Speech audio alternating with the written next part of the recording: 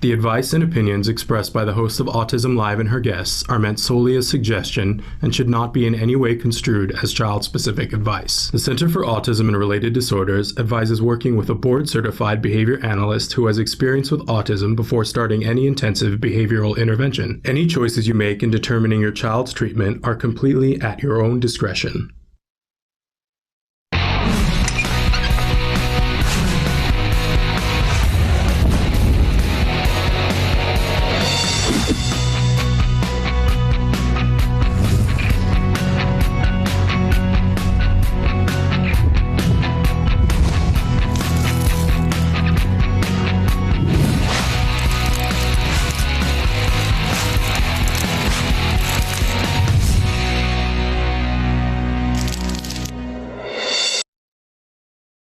Good morning and welcome to Autism Live. I'm Shannon Penrod and we are coming to you live from many different places.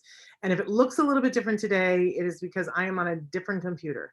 I'm on a Mac and I'm not normally on a Mac. We had some technical issues yesterday afternoon. For those of you who are card clients, and especially new card clients who might be tuning in, we had a webinar that was planned for new parents last night that I was going to be leading, and we had catastrophic issues and couldn't even get me live to do the meeting. And of course that was horrible and I'm horrified, and I just want those parents to know that we are going to be rescheduling and we will make sure that that happens and that you have access to that meeting.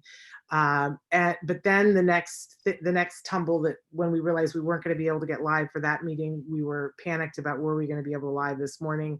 And we want to thank Zoom Australian support last night, and then this morning Kansas City got it done, worked through the night and up early this morning so that we want to thank the IT department at CARD, in particular Michael Alexander, for going above and beyond to make sure that it happens, and to Traven for weathering the whole thing. And we're here, and that's a very exciting thing because the show was too big, too important today to bypass that. And now I have helicopters, so directly overhead, and that is how today is going to go. We had earthquakes last night. Just saying, we're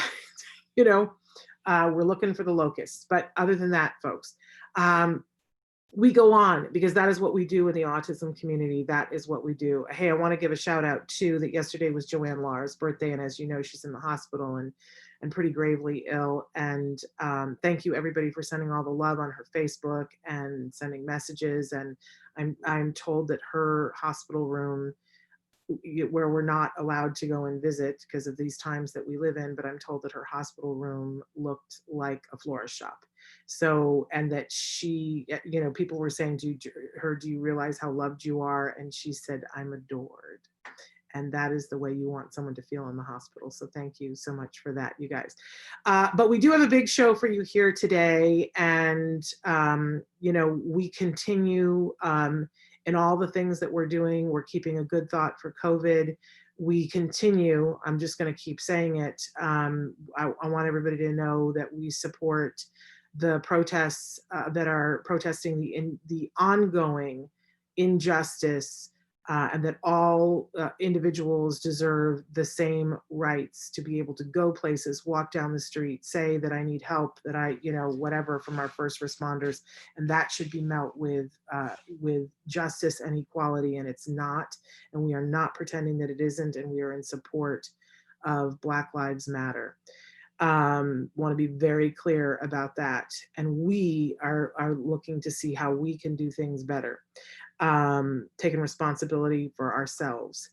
But we are continuing to talk about autism because that's what we do. It's called Autism Live, and that message goes hand in hand with all of the other things we've talked about kindness, compassion, accepting and embracing and enjoying diversity and difference, and acknowledging that what Temple Grandin always said, which is different but not less, right?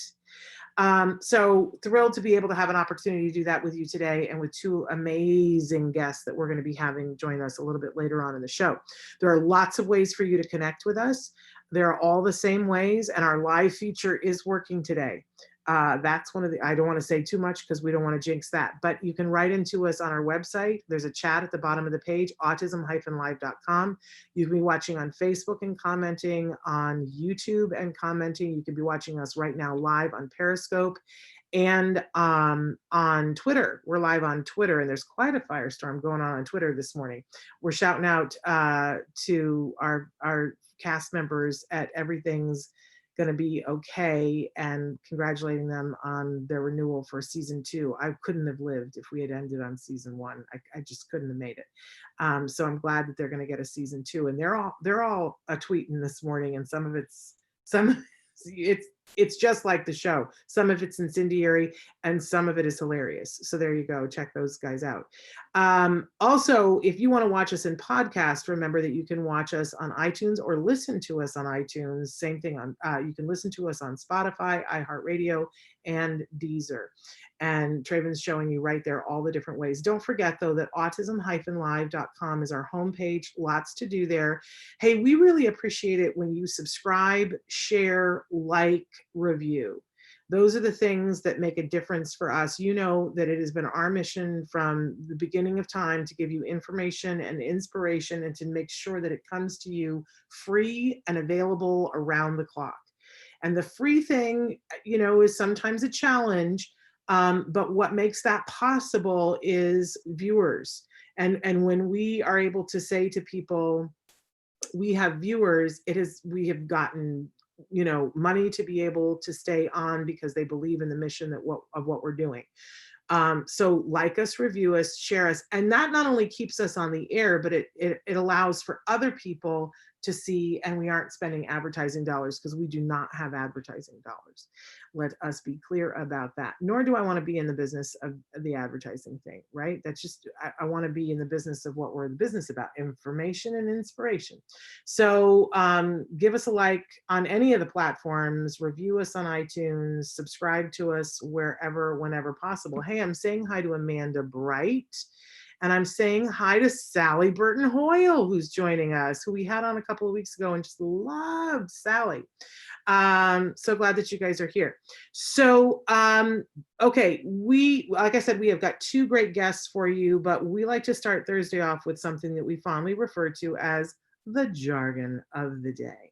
And this is when we take on one word, one phrase, one acronym. I'm a little bit shaken in my shoes right now because we have Sally Burton Hoyle and she's an expert. And she's going to let me know if I don't get the jargon right.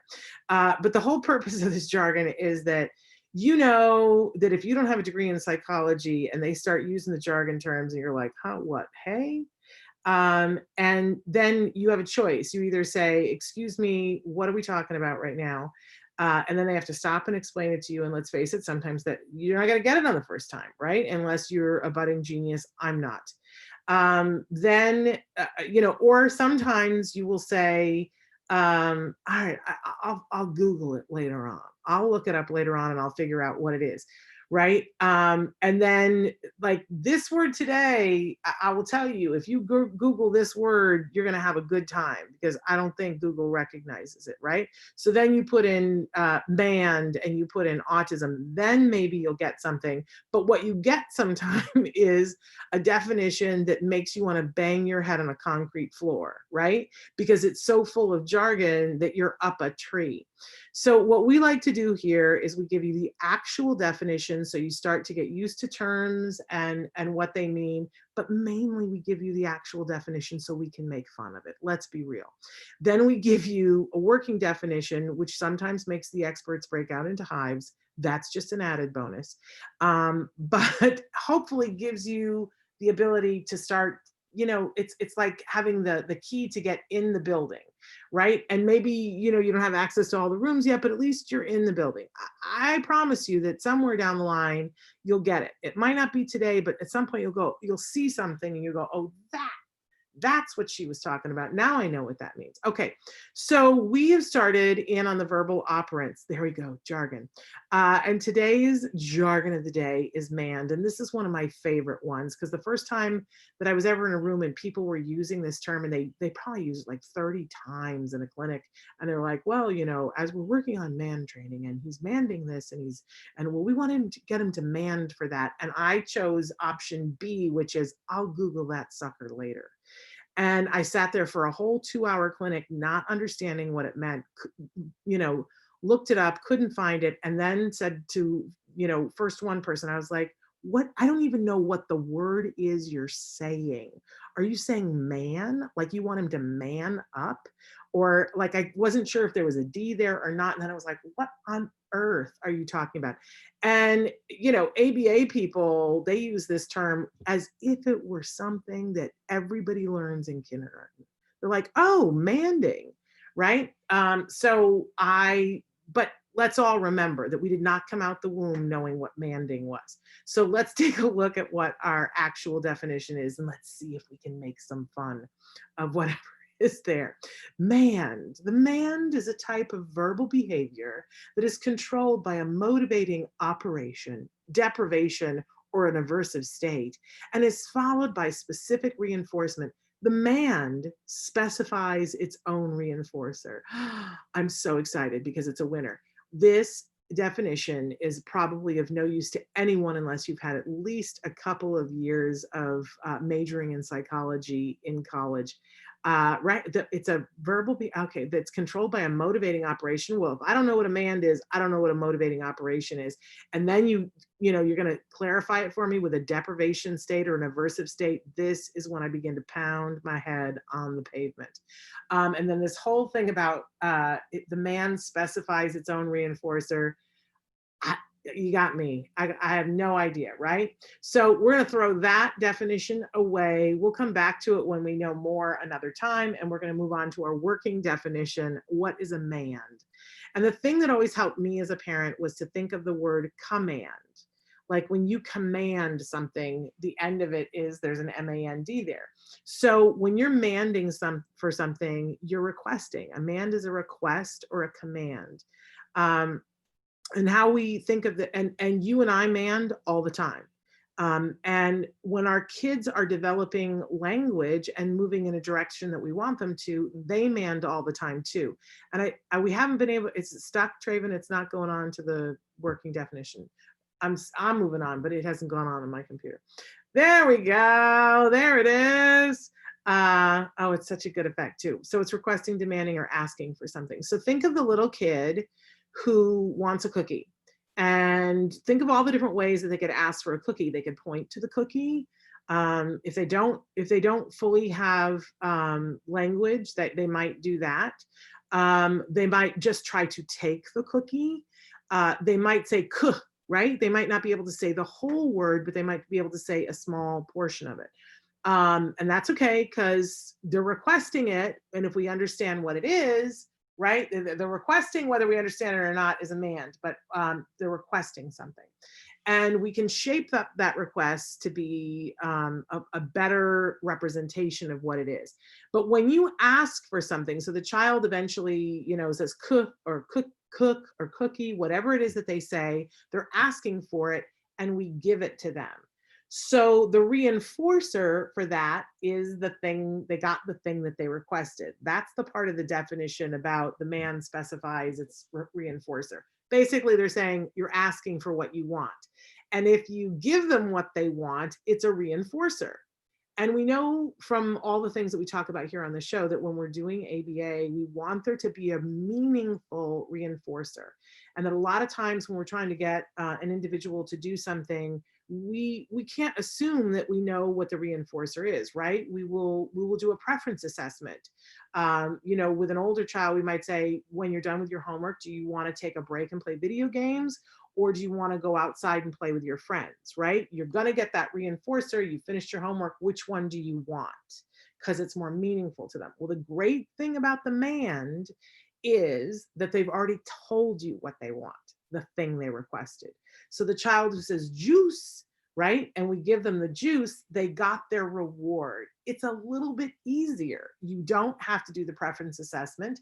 It's like because we're constantly trying to set up that three term contingency where I do something, you say something, I do something, and I get the reward. So what's great about demanding is when they really want it, we don't even have to prompt it, right? They just ask for the thing, they get it, and then they've gotten the reward. We want our kiddos to demand a lot.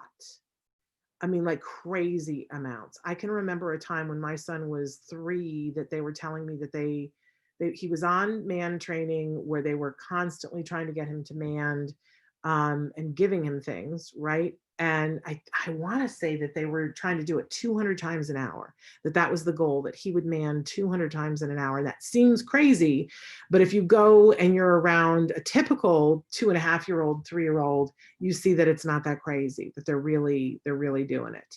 So manding is great. It's a very important step. It's the way that it's one of the entrees into getting communication. Now, it doesn't have to be verbal. Remember that it could be pointing, it can be clicking an icon, it can be doing a picture exchange where you hand me a little square that has a picture of juice on it, or that says juice on it, right? But I'm telling you, this is what I want, and I'm exchanging that token for the thing that I want. That's still manding, and it's a very important step in getting communication, because I will tell you what happens. If a kid has no way to mand, they're going to tantrum. And they're not going to just tantrum, they're going to lose their what. Because think about it, if I took away from you your ability to request something, anything, and you had no way to get your needs met, believe me, you would snake out too. And I would be the first one. I would be the first one.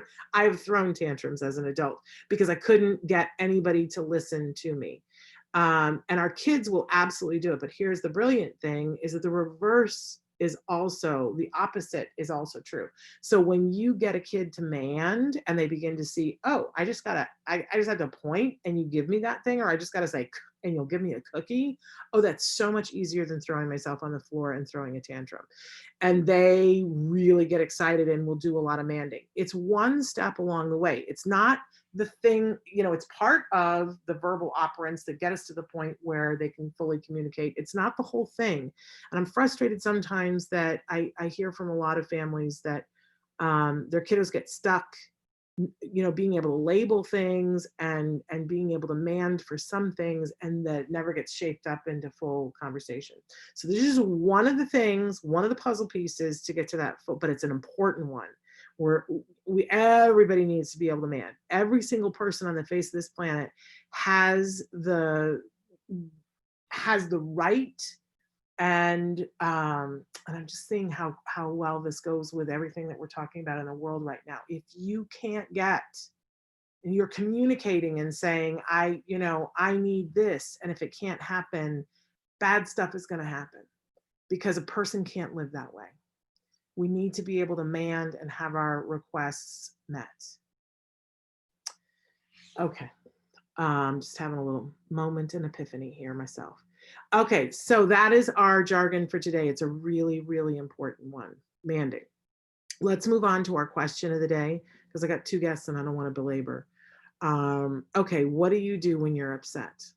How do you communicate your needs? What do you do when you're upset? How do you take care of yourself? How do you request from other people to give you what you need? But how do you also take care of yourself? And I want you to think about this, because it's important that we start with ourselves and understand that we are all different. That I think everybody's upset right now. Like, I don't know anybody who's not upset right now. And I know some people that are exercising like fiends, and there are others of us that are eating. I'm eating. I fully admit this. And I have friends that are, having some wine, you know what I'm saying? And doing other things. And then other people are writing, and other people are out donating their time. everybody is different, right? We are all different in how we deal with upset and how we moderate our own emotions. It's important that we know how to do that for ourselves. And man, have we all been like feet to the fire on this one over the last few months. And just when I think, okay, well, lesson learned, thank you. Can we move off of this page? We go, no, let's check again. Let's see how you do when you have to deal with all these emotions. It's rough, really rough. But I think it's important that we start with ourselves first, right? And this is how we teach this to our kids, is that we teach it ourselves. And then we teach, by the way, other people have this too, and it's different from you. Same, but different. Their way of dealing with things is different.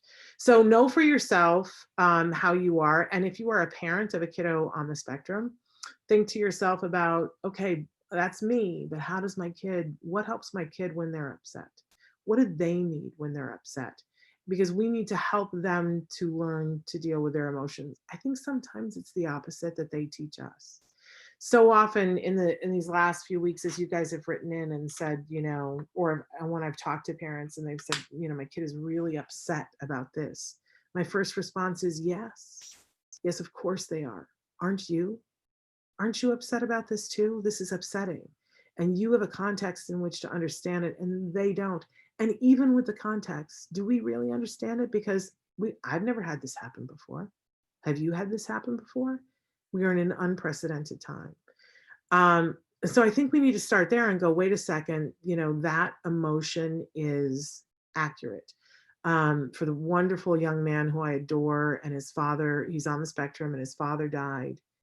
And everybody was like, well, he's really upset and he wants to know where he is. Where is his dad? And when is he coming back? And everybody was really crushed about it. And I said, but aren't you thinking that too? Isn't there a part of you that you language it however you need to for yourself and whatever your beliefs are, right? But isn't there a part of you that forgets in a moment and goes, oh, when are we going to see him again? I feel like sometimes our kids are just a level of honest, and they strip it away and they will reveal to us what's really going on. And then we have an opportunity to deal with it. But I just think it's a good thing to admit it and to also build your toolkit. So we go back to the question, which is, what do you do when you're upset? How do you help yourself when you're upset? What are the tools that you use? And what do you think the tools are that your kiddo would benefit from? Okay, now moving on, we always have a topic of the week. And our topic this week is changing our mind, changing our own mind. And, in order to do that, you got to look at what are the limiting beliefs that you have. I talked with a parent the other day who said to me, my child can't do that. And I was like, well, that's true. That's absolutely true. But I hear in your voice that not only is it that my child can't do that, it's that my child can't ever do that. And the parent said, yes, I think that's true. And I think I need to accept that. And I said, what if that isn't true? What if there were a possibility that, it's true for the moment, but it's not true for the long term? Would it be worth looking at that? And, it was just an amazing shift. And it's not a guaranteed. It's not like I was saying to her, well, I know for sure. I don't know anything for sure. But it was like, what if we lived in a world where it was a possibility that your child could do that? Maybe not this year, maybe, not next year. But what if we were working towards it? What would life look like? And I don't know what all that was holding down for that parent, but everything opened up. It's like, well, then if it were possible that it might be true, then we could do X, Y, and Z and change her mind. So I'm going to ask you today, what are the limiting beliefs that you're holding on to? What's holding you back? What have you sort of decided and said, maybe it's time to take that out and look at it? I had a good friend who explained to me years ago, the Hubble telescope, sent us all these images and they took all these measurements from them and they said all these things and said, this is what is true. And there were things that we didn't know. And there were all these calculations that they made. And they were like, wow, we've learned so much from the Hubble telescope, and everything, became written in stone and fact. great. And then somebody discovered that the lens was warped. It was faulty. It had a fault in it that gave readings that were not true. And they, had to go back and go, well, then this may not be true. And the unraveling the sweater that had been built around the facts of the Hubble telescope, everybody had to go back and question, like a decade's worth of work. And the friend was saying to me, our lives are that way sometimes, that we hold all these things to be true, and then we find out, oh, maybe that's a product of the lens, and maybe the lens isn't accurate. Ask yourself, what's holding you back? Is it at the base of it is a thought that may or may not be true? And then change your mind. It's amazing how the doors open up, and it only takes a second, and it's free. So that's our topic for this week. And this week we really have focused on having guests who can take us to another place. Place we haven't been before, place we haven't looked at before, was something that we previously thought, I don't know. And today is really the culmination of that. Two amazing guests that we've got joining us. In just a second, we're going to be joined by Yadira Calderon. And she's an amazing mom and self-advocate, and a brilliant, wonderful daughter who's so talented. And Yadira had a devastating loss recently, and has been dealing with grief, and has had an opportunity to look at a grief in a different way, and has made her look at grief with our kiddos and how we talk about grief. And I'm going to let her talk more about that. But because she's an artist, and because her daughter's an artist, they are expressing this grief and these feelings through art. And I said to her, we really got to have you on the show to talk about this. I want to thank everybody. Jill is saying, it can't possibly, she said, I love your voice. It can't possibly be mine. I have one of the most grating voices that there is. You must be talking about somebody else. Christina says, morning, Shannon and Traven. Morning to you and your littles. Give him a hug. And I don't just shut down, don't eat. Yeah, well, that's, tell me. I just shut down. They don't eat. Well, I eat. That's what I do. Okay. And Jill says, we're going through this now in a 2.5-year-old. I think you're talking about Manding. Joe says, hang in there, Jill. And I love that. Amanda says, my son hates it if I raise my voice. If anyone raises their voice over the years, I have learned to be patient and keep my same tone because it truly upsets him. And I just want to let you know that when my son was little, he, they say that there's that connection between a mom and a kid, that they can hear your voice in the womb. And if anybody else got loud, he was fine. But if I got loud, he could not take it. He shut down. He could not take it. And as you know, I'm a very loud person. And I get excited and I get passionate, and he couldn't. And so I, for years, had to moderate my tone. I don't have to anymore. I just want to let you know that may not be. And it was hard for me. I was like, oh, it's like I'm having to be not who I am to meet him where he is. And how will that work out? It did. And I just want to encourage you not to worry about that. They say, I'm constantly reminding myself, if he gets upset, it upsets me. So if that can be avoided, then I just simply avoid it. Definitely practice tons of antecedent modifications with my kid. I hear you. I just hope that at some point like us, that works out. I do think that just like taste buds, when we're young, our taste buds we have more taste buds, they die over time. And so if like broccoli is overcooked, kids it's too acidic. It just tastes terrible to them. It's why kids tend not to like vegetables. They get overcooked and it's too acid on their tongue. But over time, the taste buds moderate and some of them die off, and we're not as sensitive. And then we're able to eat broccoli and hopefully not gag and throw up, even if it's overcooked. I love overcooked broccoli now, by the way. But love me some burnt broccoli. That is some good stuff right there. But with a little caramelized onion. No, I'm not a foodie. What makes you say that? Okay, so, but the point is that sometimes the sensory things, as kids get older, especially if we're working on them, they moderate and they're able to even read some of Carly Fleischman's stuff because she wasn't able to pick out sounds. And then when she started to be like 11, 12, 13, it moderated a little bit. She still has bad days and there are other things that can come into play. Sometimes diet has a factor, but they don't necessarily stay where they are sensory wise. Now the flip is also true too, that when puberty comes, that sometimes we have new things that crop up. So anyway, speaking of which, speaking of you know, we need to things cropping up and kids going into puberty. Let's welcome Yadira Calderon to the show and let's talk with her about her fabulous daughter and about how they have been relanguaging grief for themselves. And is Traven, is she with us? Has she joined? I'm here. You're there. Yay, I got all worried. Oh, don't you look beautiful? I love that blouse. That's gorgeous. Thank you. We do. You look fabulous. So how are you? There's your daughter. Hello, sweetheart. And oh, now she can hear me. Hi, how are you? Good. How about you? I'm good. You know what? I heard about you skating and I was so amazed a couple of months Really? ago. I did. I sometime I want to be able to come and see you skate. Please. Thanks. Yeah. By the way, my grandma passed away on May 1st. I heard that. That is a very sad thing. Yeah. But your mom said that you've been doing a lot of things with art to be able to deal with how you feel about it. Yeah, like this. Oh my gosh.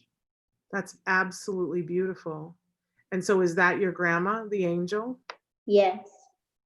And how do you feel when you make your art about your grandma? Sometimes really sad. But does it help to use the colors and to get the shape and get the story the way you want it in the piece of art? Yeah. Does it? Let me see that one that you're holding up. Hold it up a little bit more. Oh my goodness, that's absolutely. It's a teddy bear that the people that worked at a hospital place gave to my grandma. That's absolutely beautiful. Absolutely beautiful. These are wonderful works of art, and it's a wonderful way to remember your grandma. Yeah. Do you want to show us another one? Oh, yeah, that was all. And here we have this big one here. Yes, I brought this one. It's called the Tree of Life. Oh my goodness. So you like to work with lots of different kinds of things because I see paint, but I also see that there's texture to this one. Yeah, that's true. And so where do you get your ideas from? My mind. Yeah. Sometimes the ideas I make, my mom is not interested. Well, you know what? That's always going to be life. But do you still do it even if she's not interested? Of course I do. That's wonderful. That's wonderful. By the way, my mom and I are using the same earphones. I see that. I love it. It's very togetherness.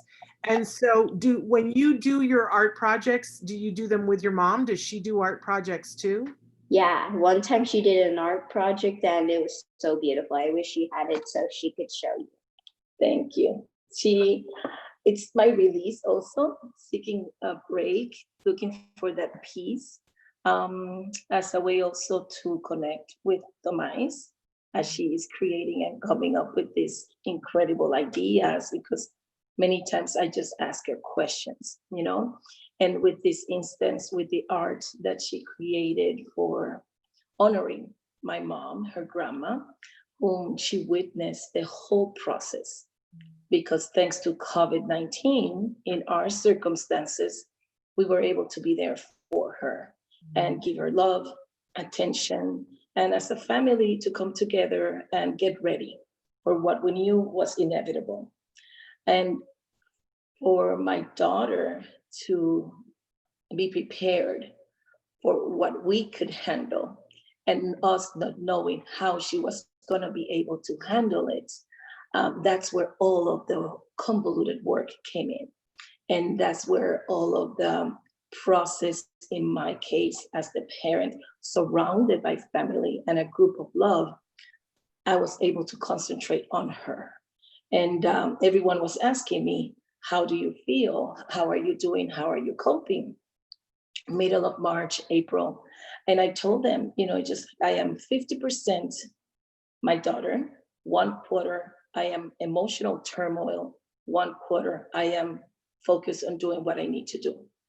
And everyone was very supportive of that. Everyone was very caring, and everyone was telling me, good, as long as you're letting us know what it is that you need, how it is that you feel, then we are okay with that. So doing art with her many times, it was also like, I can breathe, and she would create something out of the many things that she did in the last 2.5 months. And I would come up with my own style, or just even if it is just scribbles or doodles, just that release. And that's why it was such an important time for her and I to be a part of this process. And I'm very fortunate that I could maintain the circumstances as controlled as I could for her, me understanding what it is that she needs. This whole process of us parents caring for and raising our children in the autism spectrum, we have all grieved in different circumstances. There are parents that still talk to me about grieving their child's diagnosis, and so understandable. And in this case, we kick it up a notch, and we are dealing with grief based on a loved one, and that sense of loss of that person that is not coming back. And those are heavy duty topics to work with you as an adult. Imagine an almost 12-year-old who now can speak, who now can express herself, and she has this outlet. And I just went to it full on force, gone home, and I reminded her. The night before my mom passed away on April 30th, Tomais was going to go to her auntie's for a sleepover. I get a phone call at 11:30 from my sister. Tomais is in pain.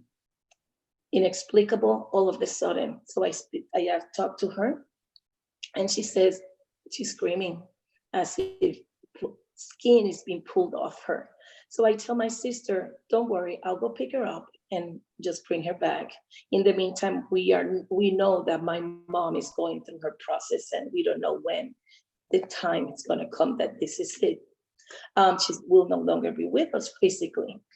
So I pick up Tomais at 11:30 at night. We are on the bridge at Clearwater Beach, crossing the big bridge from the Clearwater Beach area into the city. At the top of the bridge, I reminded her, Tomais tells me, it's like, Mom, I don't think Grandma's going to be with us much longer. And I reminded her, Tomais, this is our mission. And that's why we came here. And that's why in these circumstances, we have been allowed to be together. And it could happen tonight. It could happen tomorrow. It could happen in 6 weeks. But we are here together, and we are here to give and show love. She wants to say something. By the way, when I had here's something funny. I got 2 things to share. When I had the pain, my mom had to carry me from my aunt's apartment down to the elevator and to our car. Piggyback ride session. I made her exercise the entire time. And also, here's something I experienced. I had an image of my grandma passing away in her bed and me in pain. And my mom had to take care of my grandma and me that night. And then we were both moaning, and we were having pain. And my mom received a message that one of their family members, their baby, was experiencing pain too, and we were all connecting. We all knew that Abuela was going to pass away in any moment. And at 5 a.m., she passed away. And at 7, when I just woke up, it seemed like a peaceful morning, but it turned out to be heartbreaking. And I saw her lifeless body, and I gently kissed her by the hand, and I said goodbye. My aunt couldn't stop crying. She was crying so much. I understood her feelings. It's a very sad thing, but clearly you were very connected with your abuela, and Yes. and that, you know, some of your talent probably comes from her, don't you think? Yes. Yes. Yes. Yes. And even that little baby I was talking about, Kadosh, he also had that connection too. Yeah, there was a baby in the family that night he was completely restless. The parents were dumbfounded. They didn't know where did this come from, and he was just inconsolable. And mom and dad, first time parents, they were like, oh my goodness. And here we have Tomais also with this inexplicable physical connection, the body sharing with us a lot of the emotions. Yes. And I see and feel things that other people can't. And it's inexplicable. This is the new word she's learned. Love Yeah. it. What a great word, inexplicable. I think that's Yeah. amazing. And what I love is that you put your feelings and your thoughts and the things that you see into your artwork. Yeah. And into Totally. other things that you do, because clearly when you skate, you know, you bring all of you into skating, all that you are and all that you know. So Yeah. so that is why you're so talented, I think. Yeah. And Thank so you. you're just about to turn 12, is that right? I just turned 12 on May 30th. That Wow, was happy that birthday. was 29 days after my grandma passed away. Wow. And what do you, when you think about when you get older, what do you think you want to do? I don't know. Travel the world, sell art, and put art into cakes and desserts and candy. Because you like to cook too, right? Yeah, I cook breakfast every morning. I'm still learning how to make lunch and dinner. That's amazing. You are Yeah, such a gift to your mom. yeah. Thank you. By the Uh, way, there's one thing I want to say. yeah. One time I heard my friend Jessie say that one time she bakes Oreo cookies and popcorn together and it was delicious. Can I try that, Mom? I know. Save us almighty. I am so loving talking to you guys, and unfortunately, we're running out of time here. I want to make sure that your mom tells us where we can go to follow your adventures and to hear more about you, the two of you together, because you're on an amazing journey that's really inspirational. Yeah. Thank you. Thank you. Yes. If you want to follow Rainbow Mosho, you can do so on Instagram and Facebook. So just the word rainbow and Mosho, Mosho. If you would like to see some of our art in the form of postcards and prints, you can go to our website, www.autismhappykingdom.com. And Because we yes, can buy cards that she has designed, correct? definitely. All of these cards, they are part of the new COVID-19 art series. All of the different art emotions expressing what she's felt, what she's been through in the last 2.5 months, particularly in this period when we were with grandma, caring for grandma. This drawing in particular, it was created 1 hour after waking up, after understanding and explaining to her and crying and going through all of the emotions that we go through of finding out that a loved one has passed away. And it is very meaningful because I told her, whatever you cannot tell us, please put it in art. Please draw something so we can know that you understand what is happening. And if you need to speak, but use your art as the source to share your emotions. And this is what she came up with, and this is just too powerful. Well, you are an amazing mom. And you are such a source of inspiration, and your daughter is beautiful, and I just think that, you know, what you have been doing, I'm so sorry for your loss. Thank you. Sending you air hugs, virtual hugs. Thank you so much. and, Appreciate it. and I know that we've been talking about having you do something a little bit more regular here on the show with some art, because I know people are already writing in and saying she's amazing and how talented, and we need Thank to you. know more about what you're doing. Please accept my love and condolences, and then we will talk to you soon. Appreciate many, many hugs, many blessings, and keep us inspired, Shannon, with the work that you keep doing, opening up the door for all of us to keep sharing reality. I absolutely adore you. And people are saying that they would like to have this information in Spanish, please. So can you in Spanish tell them where they can reach you? Sí, definitivamente. Saludos. Pueden encontrar a Rainbow Motion, la palabra Rainbow, arcoiris, MOSHO, en Facebook e Instagram. Y pueden visitar nuestra página en la internet www.autismhappykingdom.com. Así que a las órdenes y espero que nos visiten. Wonderful. Thank you so much, and we'll be in touch, okay? We shall. Thank you, Shannon. Everyone take care and many blessings. You too. Bye-bye. It's just a full show. We could spend hours talking, but we don't want to miss Courtney Tarbox, who is, I believe, joining us right now. So excited to welcome her to the show because we want to talk with her about an upcoming webinar that she's going to be doing, teaching everybody at the webinar how to do, it's a series, how to do ACT, acceptance commitment treatment therapy with kids on this. There's Courtney. Courtney, welcome to Autism Live. Thank you so much. I'm so thrilled. I can't believe this is the first time we've ever had you on the show, but we are thrilled and delighted to have you here. I was just saying that you've got, well, first of all, tell people a little bit about you and what you do and where you do it. Sure. Okay. Well, yeah, thank you for having me. I am the Director of Clinical Development at FirstSteps for Kids, and we're an ABA autism provider. We have 5 centers now, mostly in Southern California, and then we have one up in Northern California. Wonderful, and so thrilled to have you here. But you've got a webinar series that's coming up that's really cutting edge. Everybody's talking about it. I'm so excited for you and for us. Tell us what the series is and tell us all the deets. No pressure, huh? Everyone's talking about it. Well, so everybody, the buzz is like, everybody's like elbowing each other going, I got to get to that. Well, thank you for that. So it's a webinar. It's a 3-part series. And for each one of the sessions, I'm going to have one of the co-authors from the manuscript that we published co-presenting with me.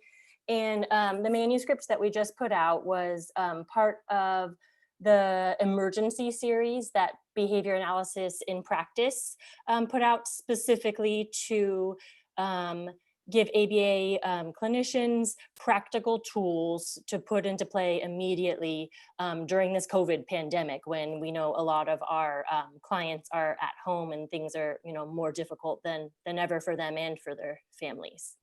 Yeah, I mean, like, it wasn't like everybody had a year to think about it and go, hey, if we ever had to all be home and do what we do, how would we do it? But I love that you guys really hit the ground running and kept pumping out information for practitioners that was top-notch, cutting edge, giving them opportunities to learn. It was hive mind and really, really brilliant. So you put out a manuscript. What was the manuscript? Okay, let's see here. I'm going to actually look so I don't get the title wrong. It's called Taking Action, with ACT in caps, which I'll discuss. Taking Action, 18 Simple Strategies for Supporting Children with Autism During the COVID-19 Pandemic. Wow, that's a mouthful. It is. That's why I had to look. Okay, and you said that you co-authored that with someone? Yeah, actually, several others. They are all at FirstSteps with me. Let me list them off to give them credit where credit's due. So Erin Silverman, Amanda Chastain, Alex Little, Tara Bermudez, who you know, and then Jonathan Tarbox, who you know as well. So we're all at FirstSteps, and this paper was really focused on acceptance and commitment training, which is a behavior analytic approach to teaching complex skills and really addressing kind of our private verbal behavior and behavioral, non-relatable lingo in relatable lingo, just really addressing our thoughts and feelings, which are not what you hear a lot of about in ABA, and how to incorporate that into our programming and our treatment. And so the fit just seems too perfect to not address. I think that ACT specifically is so well suited to address these challenges that all of our learners are facing right now, with like a whole new set of expectations just being thrown at them without any sort of warning. Yeah, and we've talked a little bit before on the show about ACT. I'm a fan, and in particular, I've tried to focus on the show about the fact that there is just more and more research all the time talking about how when caregivers of kids who are on the autism spectrum are given the opportunity to access ACT and use it in their lives, not only do they manage their stress better, but there seems to be a direct correlation to their child doing better. I don't think it's a magic trick. I don't think it's, smoke and mirrors. Having been someone who's had the benefit of going through that, I can see how my ability to deal with whatever I have going on helped my child, because it gave me the ability to let him have a little bit more room. So I'm a big fan, but you're taking it to the next oomph.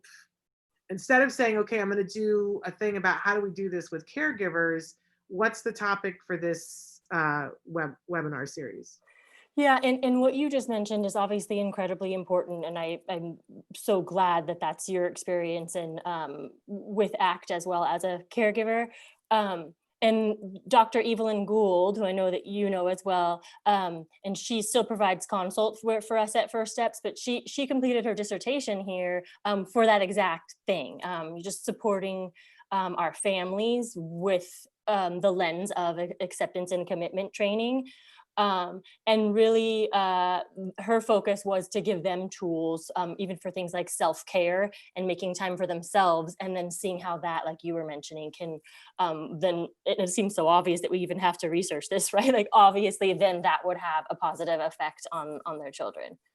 But even, I had the benefit of that, and even I, like, who was like, duh, of course, I was shocked that from starting and having access to and doing some of the things that we did, which seemed like that they were no big deal while we were doing them, but had an impact on how I felt that day, had an impact on how I felt that week, and how I parented that week, that month, that year, so that when we looked back, the things that I had been able to identify at the very beginning before we started that were important to me had shifted massively. Like there was such a difference that even I was shocked, and I was like, wow, this works.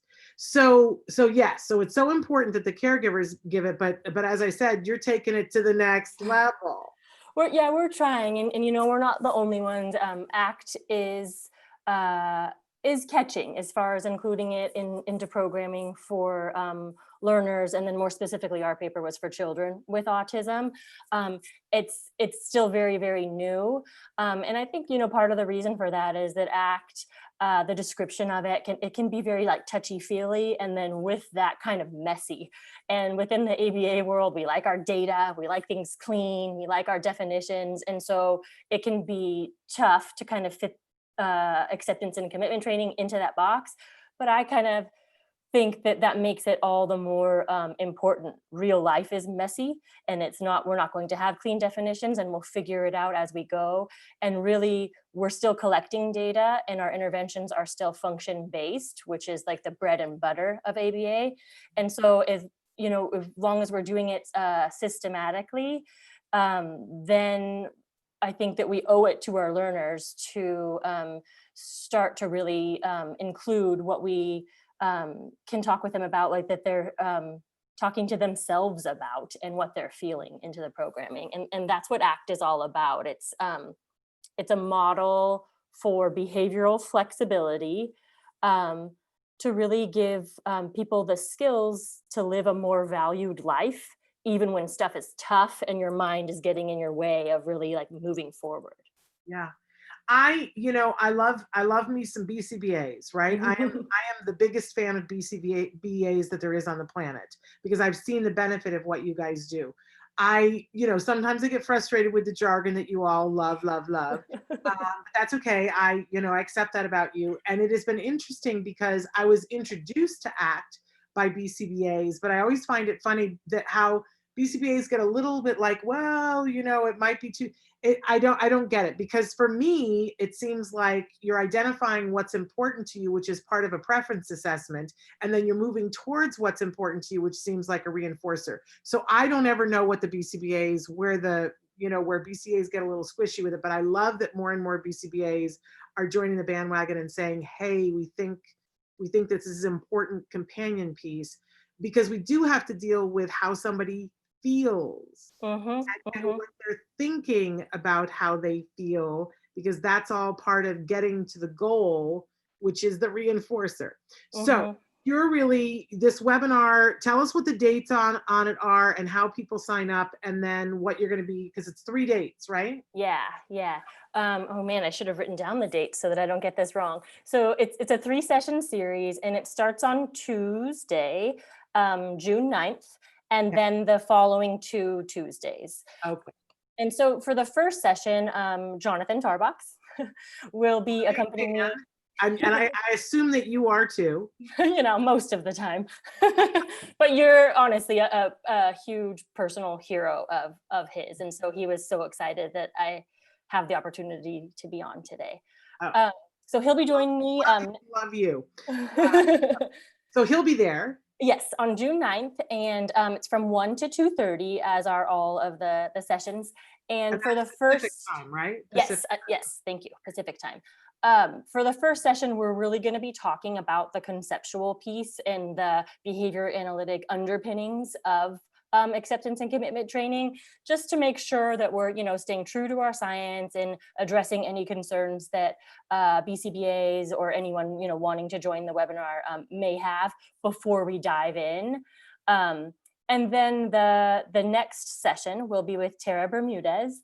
And there we'll really be talking about some sample function-based interventions to talk about the 6 self-management areas that ACT addresses.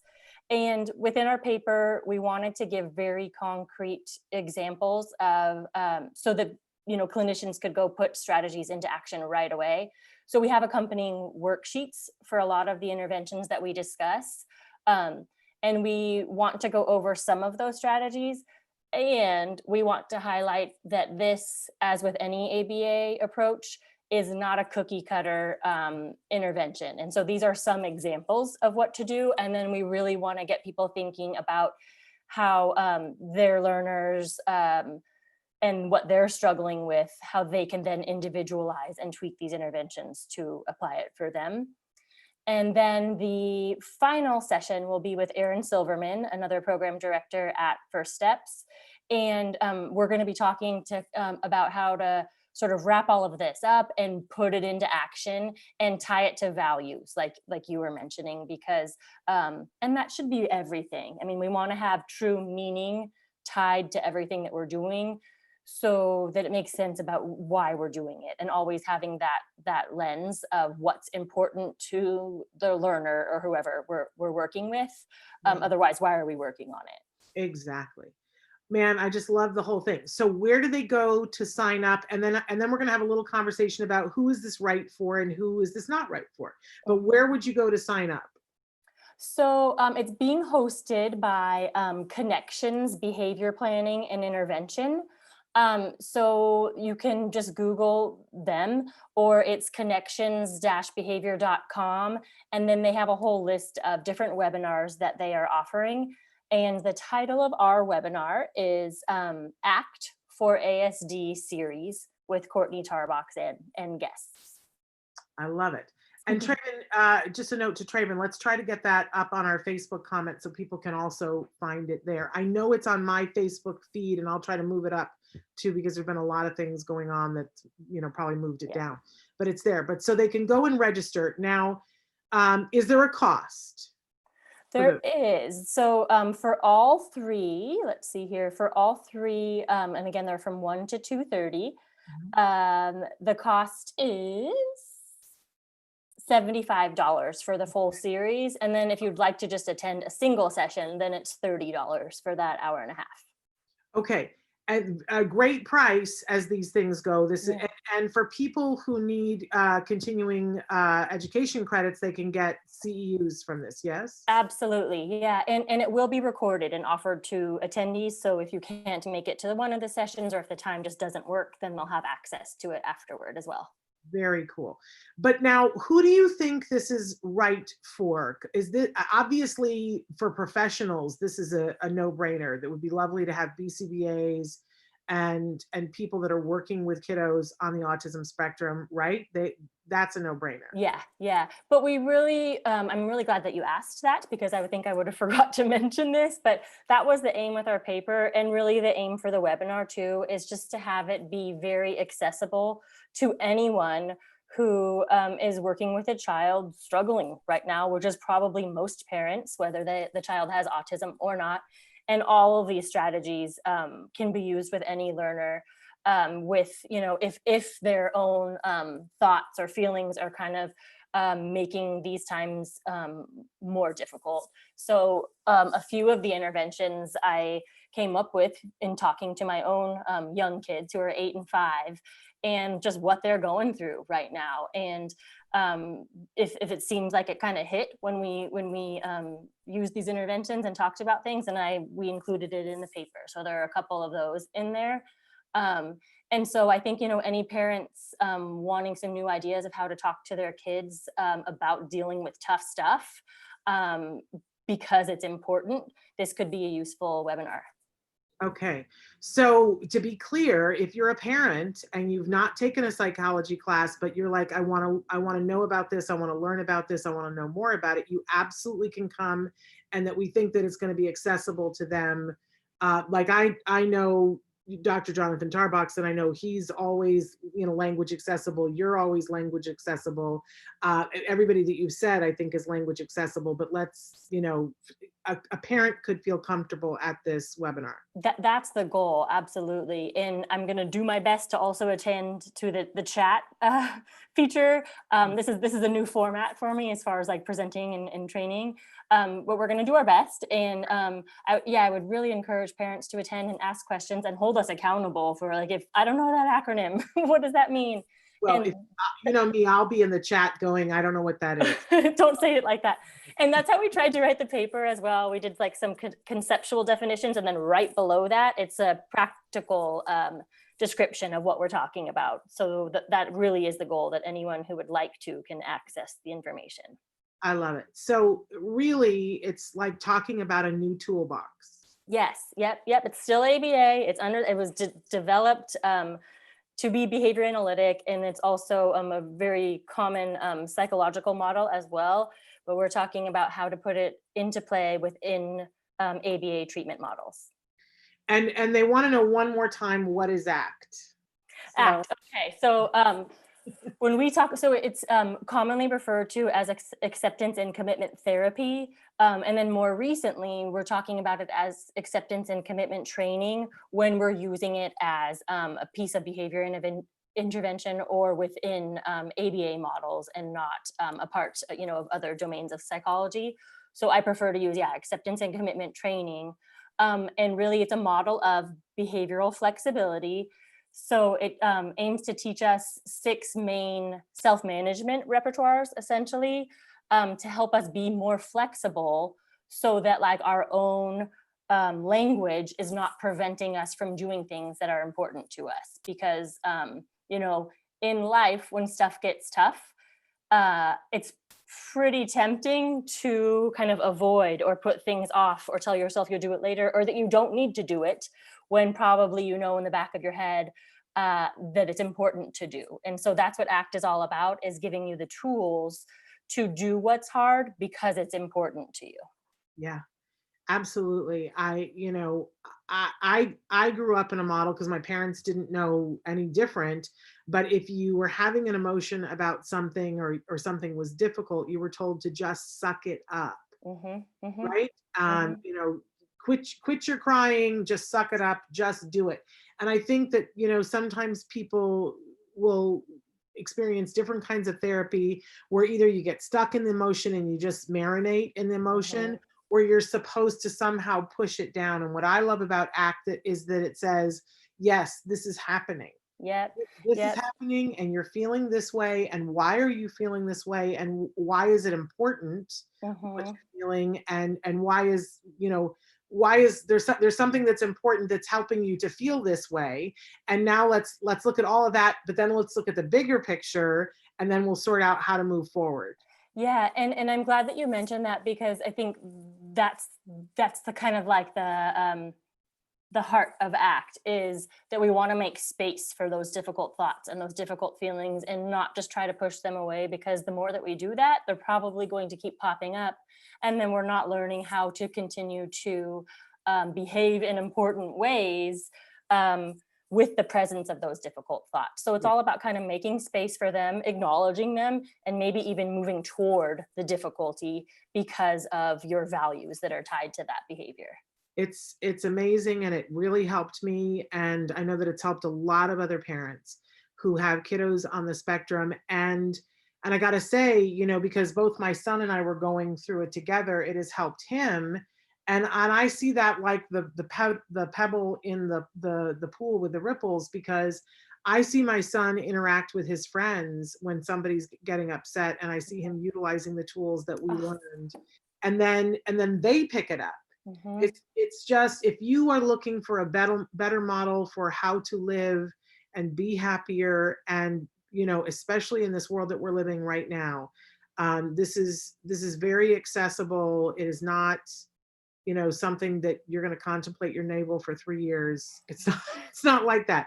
I encourage you, go to this workshop and see if there's a way that it can help you to help your child. So we've gone way over, and I apologize for keeping you late, but it was too good to stop. Again, say the name of the place that they want to go, and then we're going to try to put it on our Facebook too. Sure, yeah. It's Connections Behavior Planning and Intervention is who is offering it. And if you go to connections-behavior.com and then look for their events tab, then they'll have a list of all the different webinars. And if people wanted to know more about FirstSteps, where would they go? FirstSteps for Kids, FOR.com.